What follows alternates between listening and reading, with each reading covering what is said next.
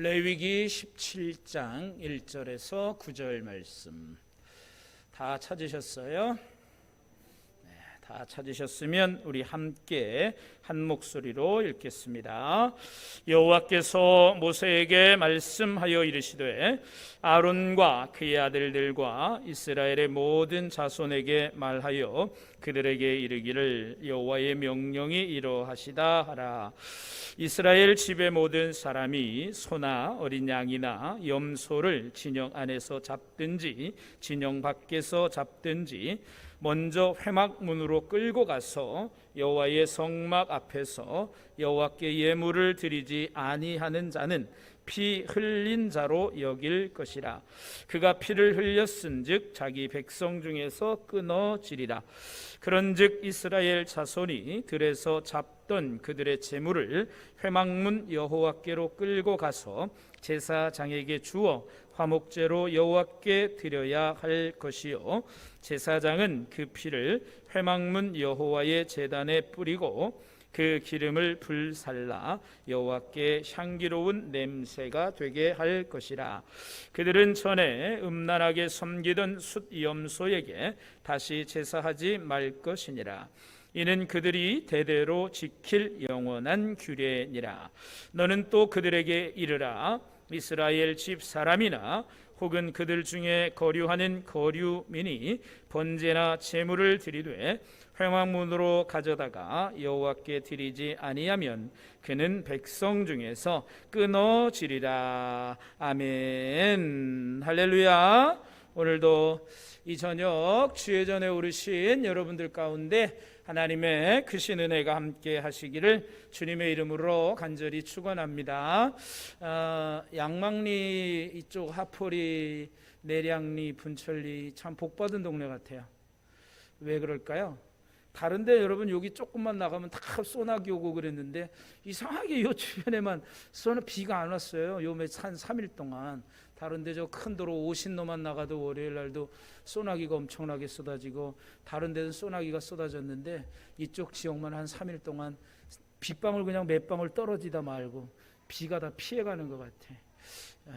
요즘 비가 필요하기도 하죠. 콩 심은 데도 필요하기도 하고 밭작물은 비가 좀 필요할 것도 같은데 어쨌거나 뭐 장마도 30 몇 년 만에 늦다 그러죠. 원래 이제 6월부터 시작돼야 되는데 아마 이번 주말부터 장마가 제주도부터 시작해서 다음 주 초반에 이제 아마 전국적으로 장마가 시작된다 그럽니다. 작년에는 뭐 우리나라 장마 기간이 뭐 50 며칠로 되게 길었다 그러죠. 그러니까 올해도 뭐 어찌 될지 모르지만 올해도 국지성 호우 뭐 이런 것들이 참 많이 내린다고 해요. 그래서 여러분 비 피해 없도록 늘 우리가 조심해야 할 것 같습니다. 또 이 무더위에 여러분 또 건강 해치지 않도록 여러분들 건강하시고 오늘은 특별히 2021년도 벌써 6월 마지막 날입니다. 2021년도의 절반을 이제 우리가 지나가고 있습니다. 2021년 또 절반의 날 동안 지켜주신 하나님의 은혜에 감사하고 또 새롭게 시작하는 하반기도 여러분 주님의 은혜 가운데 늘 승리하시고 또 우리가 늘 기억해야 할 것은 우리는 나는 누구냐? 나는 하나님의 거룩한 백성이다 라고 하는 사실을 우리가 기억하시고 우리의 정체성을 분명히 하면 우리가 거룩한 삶을 살아가게 될 것이고 성도로서의 합당한 삶을 우리가 살아갈 수 있을 것이다 라고 하는 것입니다. 오늘 우리가 계속해서 레위기의 말씀을 읽습니다. 레위기의 주제가 뭘까요? 레위기를 생각하면 딱 떠오르는 한 가지 단어가 있습니다. 그 단어는 무엇입니까? 거룩이라고 하는 것입니다. 거룩. 그런데 누가 세어봤는지 이 레위기의 거룩이라고 하는 단어가 몇 번이나 나오는지 아십니까? 어떤 분이 세어봤는데 거룩이라고 하는 단어가 152번이나 나온다고 그래요. 그러니 얼마나 많이 이 거룩이라고 하는 단어가 얼마나 많이 사용된 겁니까? 그래서 이 레위기는 우리가 참 읽기가 까다롭고 어려운 말씀이기는 하지만 이 레위기의 말씀을 통해서 하나님의 백성, 이스라엘은 하나님의 백성으로서 거룩한 삶을 살아가야 할 것이다. 지금 이 레위기의 말씀은 광야 생활을 하고 있는 이스라엘 백성들에게 주시는 말씀이기도 하고, 또한 아울러 이제 가나안에 정착해서도 또 하나님의 법대로 하나님의 말씀대로 거룩한 삶을 살아가야 할 것을 알려주고 있는 그러한 말씀이 바로 이 레위기의 말씀입니다. 지금까지 하나님의 백성 이스라엘이 거룩한 제사, 그래서 5가지 제사와 또한 부정을 씻는 그런 정결법, 그래서 11장에서부터 15장 말씀까지는 특별히 레위기의 이제 정결법에 대한 그러한 이야기를 우리가 함께 나누었습니다.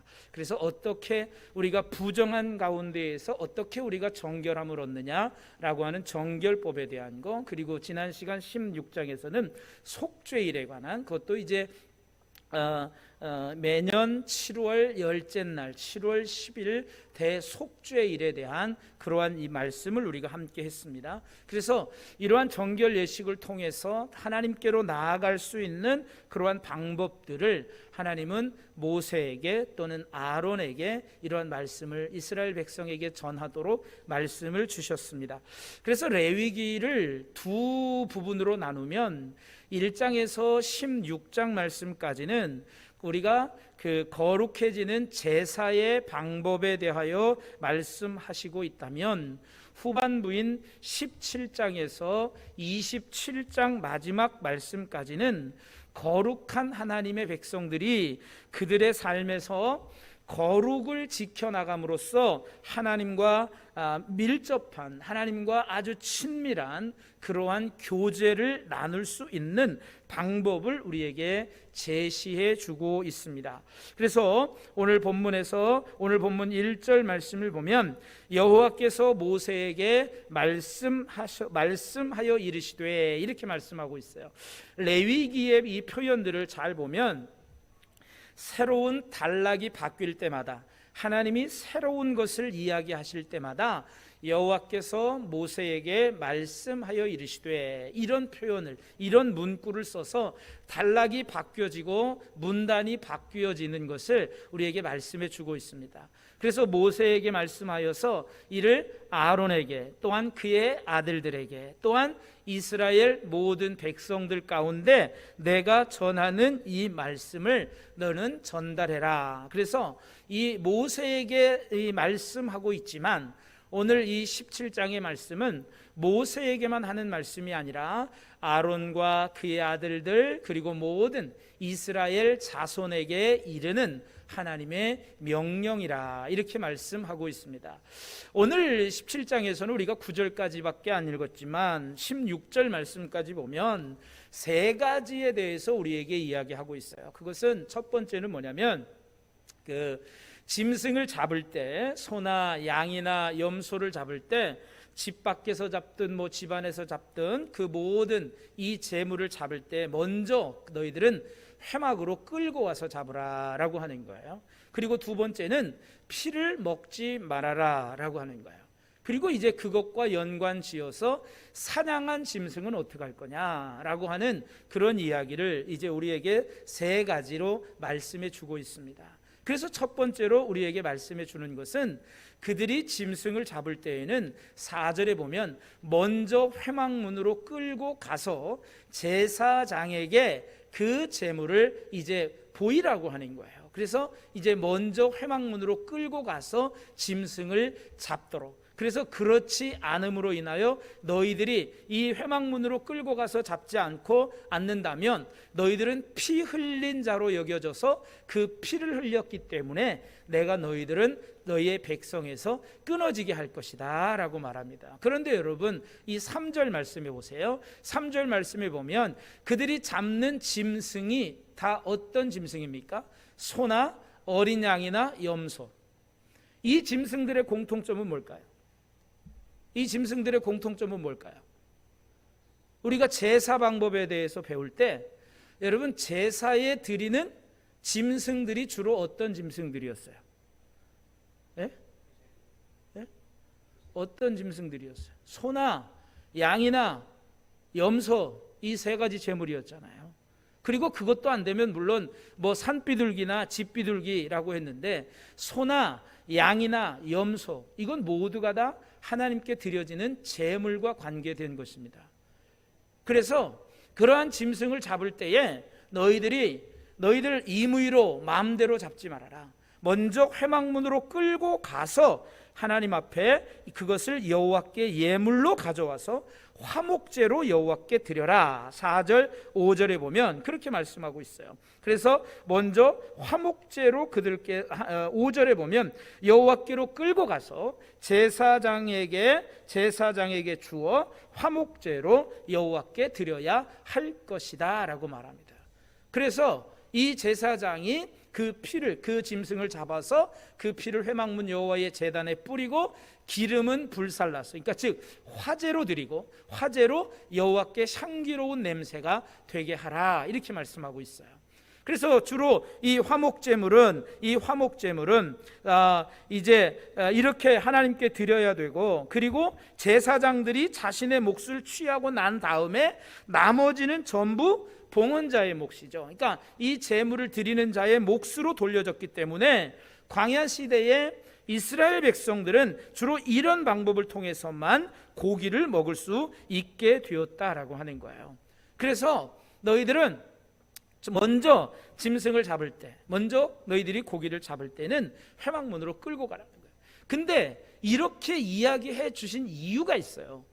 왜 먼저 회막문으로 끌고 가서 이 짐승을 잡으라고 했을까? 레위기 17장에서 우리에게 주는 두 가지 중요한 것 중에 하나가 여기에 해당되는 거예요. 하나는 뭐냐면, 첫 번째로 레위기 17장에서 우리에게 주는 교훈은 어떤 하나님이 아닌 다른 우상을 섬기지 말라는 거예요. 그래서 이 짐승을 잡는 것도 먼저 회막문으로 끌고 와서 잡으라는 이유가 있어요. 7절 말씀 보세요. 7절 말씀. 7절에 뭐라고 기록되어 있어요? 그들은 전에 음란하게 섬기던 순염소에게 다시 제사하지 말 것이니라. 이는 그들이 대대로 지킬 영원한 규례라. 이렇게 말씀하고 있어요. 전에 음란하게 섬기던 순염소. 여러분, 우리가 성경을 보면 순염소를 섬겼다는 말은 사실 성경에 기록되어 있지 않아요. 그런데 이 당시에 이제 이 애굽에서는 여러 이 짐승들에게 제사하는 그런 것들이 있었어요. 자, 우리가 출애굽에서 배웠어요. 출애굽에서 10가지 재앙 중에 다 그 재앙과 관련되었던 것이 뭐였어요? 출애굽의 10가지 재앙 가운데 여러분 다 이 전반부 모든 재앙들은 뭐였어요? 제가 출애굽하면서 뭐라고 그랬어요? 이 10가지 재앙은 누구와의 전쟁이라고 그랬어요? 신들과의 전쟁이라고 그랬어요. 신들과의 전쟁. 그래서 전부 다 그 재앙을 내리는 모든 것들이 그들이 그 당시에 섬기던 다 우상들이었어요. 그 대표적인 것이 뭐였어요? 이스라엘 백성들이 여러분 모세가 시내 산에 올라갔을 때 내려오지 않을 때 이제 아론을 통해서 그들이 금부치를 가져다가 만들었던 게 뭐였어요? 소였어요. 소. 그죠? 송아지. 여러분, 그게 그냥 만들어졌을까요? 그들이 애굽에서 보았던 기억이 있기 때문에, 애굽에서 섬겼던 기억이 있기 때문에 송아지를 만든 거예요. 근데 그 송아지를 상징하는 우상이 뭐라 그랬어요? 네? 옛날에 여러분 뭐 제가 특정 상표를 뭐 광고하는 건 아니지만 만년필 그 회사 중에 하나 있죠. 아피스라는 거, 그죠? 이 바로 황소가 바로 아피스 신을 상징하는 거였어요. 그래서 황소를 섬겼던 그 아피스 신. 그런데 또 여러분 당시에는 또 뭐가 있었냐면 판이라고 하는 숫염소 우상이 있었어요. 그리고 아문이라고 하는 숫양의 우상을 숭배했어요. 그러니까 이게 짐승마다 다 있는 거예요. 그러니까 판이라고 하는 숫염소를 숭배하는 그런 신도 있었고, 아문이라고 하는 그런 숫양을 숭배하는 그런 신들의 이름이 다 있었어요. 그리고 고대에는 주로 이스라엘 백성들은 주로 어떤 민족이었어요? 이스라엘 백성들은 주로 어떤 민족이었어요? 요셉이 애굽으로 끌려갔죠. 애굽에 팔려갔죠.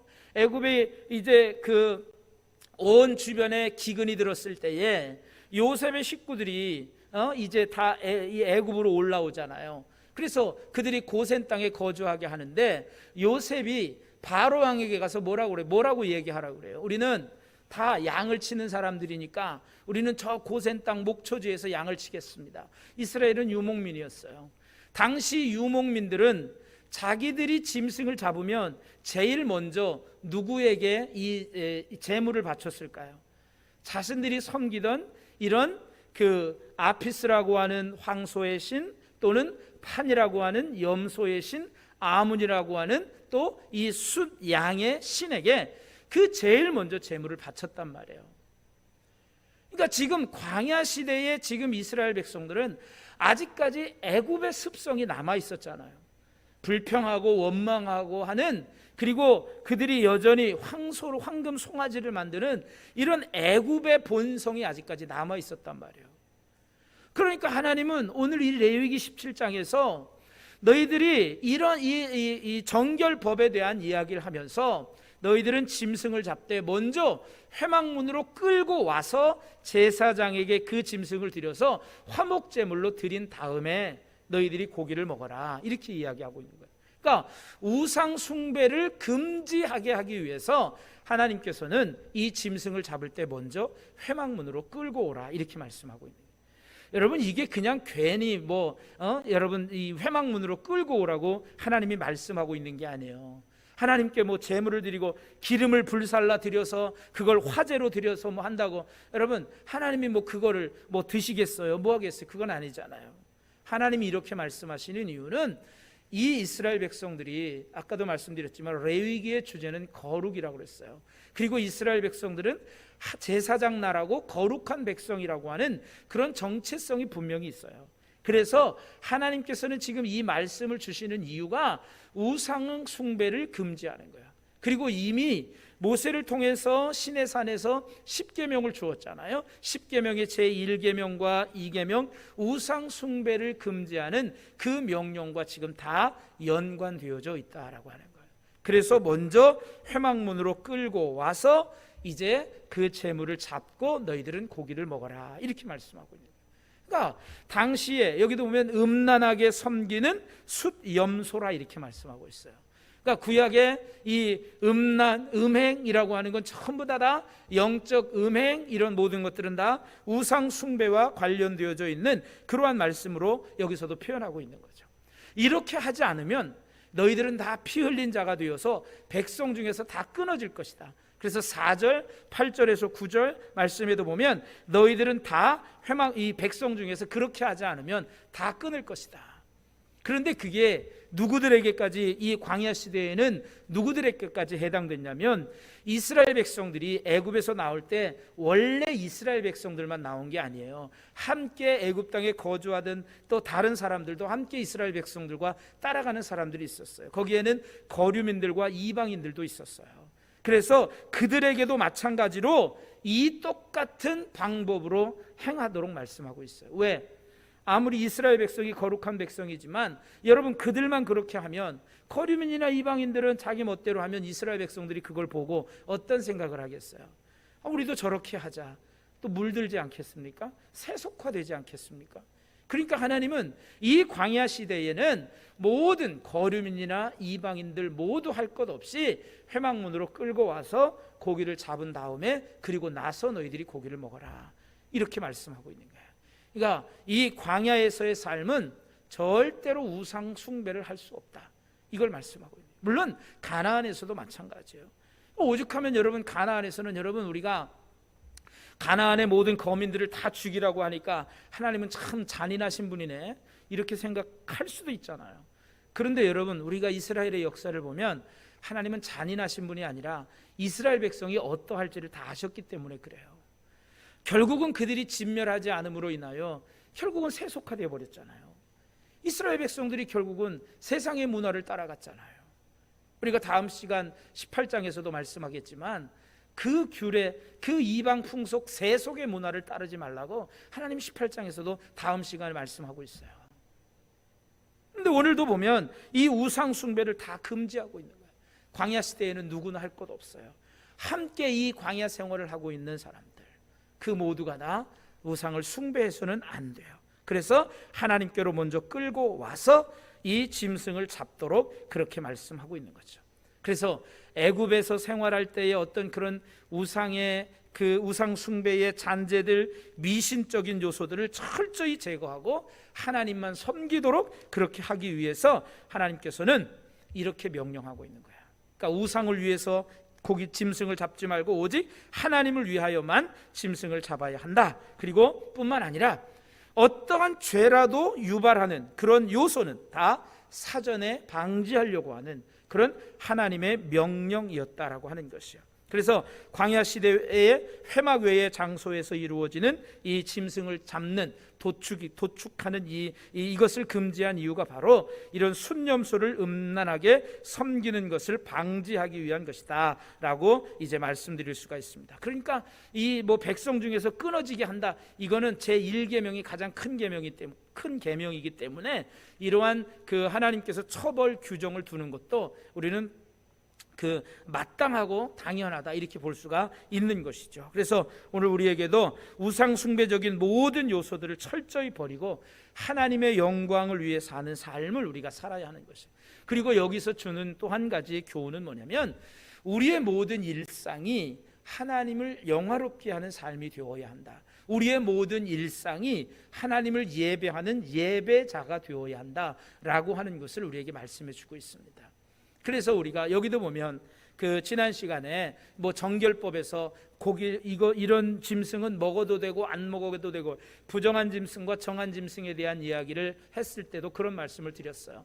먹고 안 먹고가 중요한 게 아니라 모든 것은 다 하나님의 영광을 위하여 해야 한다. 그래서 고린도전서 10장 31절에서 바울이 말하고 있는 것처럼 먹든지 마시든지 무엇을 하든지 너희가 다 하나님의 영광을 위하여 하라 말씀하고 있는 것처럼 우리가 모든 것은 다 하나님의 영광을 위해서 해야 된다는 걸 우리에게 말씀해 주고 있는 거예요. 그래서 누구나 다 여기는 거류민이나 이방인이나 할 것 없이 광야 시대에는 누구나 다 거룩해야 했습니다. 성결해야 했습니다. 깨끗해야 했습니다. 이런 삶을 우리가 살아야 했다라고 하는 거예요.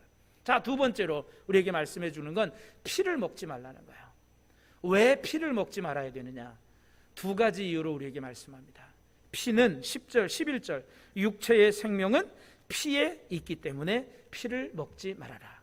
그리고 두 번째는 뭐예요? 두 번째는 내가 너희의 생명을 위하여 속죄하게 하였나니 생명이 피에 있으므로 피가 죄를 속하느니라. 이 피는 죄의 속함과 연관되어져 있다라고 하는 거예요. 물론 피가 죄를 속하는 그런 어떤 그 피 자체가 속죄하는 능력이 있는 게 아니라 이런 방식을 통해서 속죄를 하시겠다는 하나님의 결정입니다. 하나님의 뜻입니다.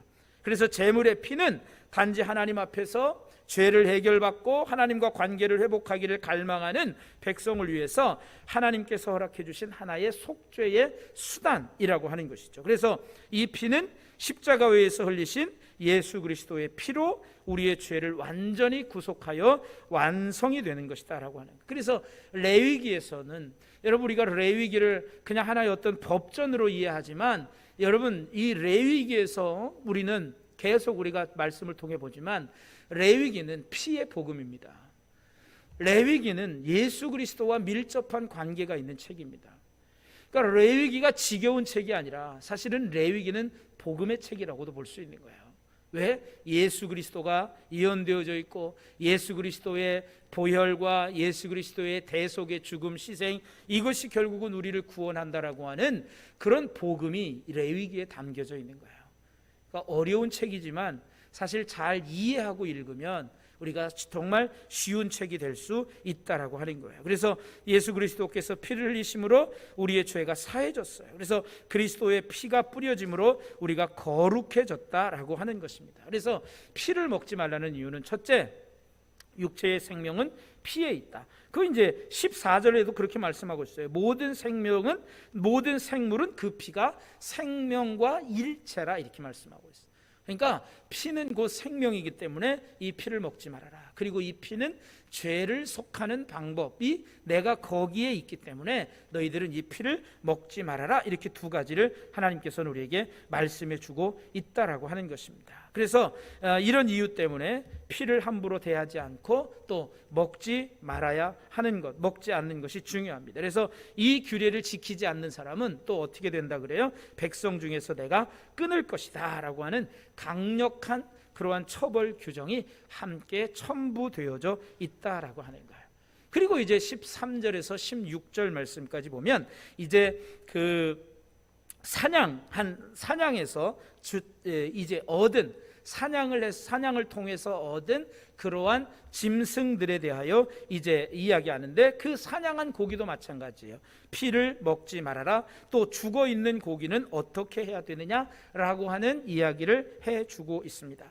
이스라엘 백성이 먹어도 되는 정결한 짐승을 사냥했을 때에는 그 피는 먹으면 안 됩니다. 피를 흘리고 흙으로 그것을 덮어라, 이렇게 말씀하고 있습니다. 그리고 이것은 피를 먹지 않도록 하는 조치였어요. 그래서 또 14절은 10절에서 12절과 비슷한 내용으로 다시 한번 말씀해 주고 반복하고 있는데, 피를 먹는 것은 정말 조심해야 하는 문제임을 다시 강조하고 있는 거예요. 그래서 이 13절에서 16절까지 보면 짧지만 거기에는 전부 다 모든 자는 끊어버릴 것이다, 이런 아주 강력한 말씀들이 계속해서 강조되고 있다라고 하는 거예요. 죽어 있는 상태로 발견된 짐승, 15절, 죽어 있는 이제 짐승을 발견했을 때 그 고기를 먹는 것을 어떻게 해야 되느냐. 그래서 15절 16절의 말씀을 보면 여기는 피와 상관이 없는 것으로 생각할 수도 있지만, 이 죽어 있는 짐승도 마찬가지로 피를 먹어서는 안 된다. 죽어 있는 짐승은 이 죽은 직후에 피를 처리하지 않으면 그 피를 제거하기가 어렵기 때문이라는 거예요. 그래서 또한 시체의 고기를 먹으면 부정해집니다. 그래서 죽은 고기를 그들은 먹지 말라고 이야기합니다. 그들은 저녁까지 부정하니 옷을 빨고 몸을 씻고 그들이 정함을 받는다라고 말씀하고 있어요. 그래서 그 부정을 해결하는 방법에 대해서 15절 16절에서 그렇게 말씀해 주고 있습니다. 오늘 말씀을 요약하면 이렇습니다. 레위기 17장을 통해서 우리는 하나님을 섬기는 것과 관련해서 두 가지 점을 배울 수 있습니다. 그 두 가지 점은 아까 제가 첫 번째 말씀드렸죠. 첫 번째는 뭐라고 그랬어요? 오직 하나님만을 섬기고 우상을 숭배하지 말아라. 우상을 섬기지 말라는 것입니다.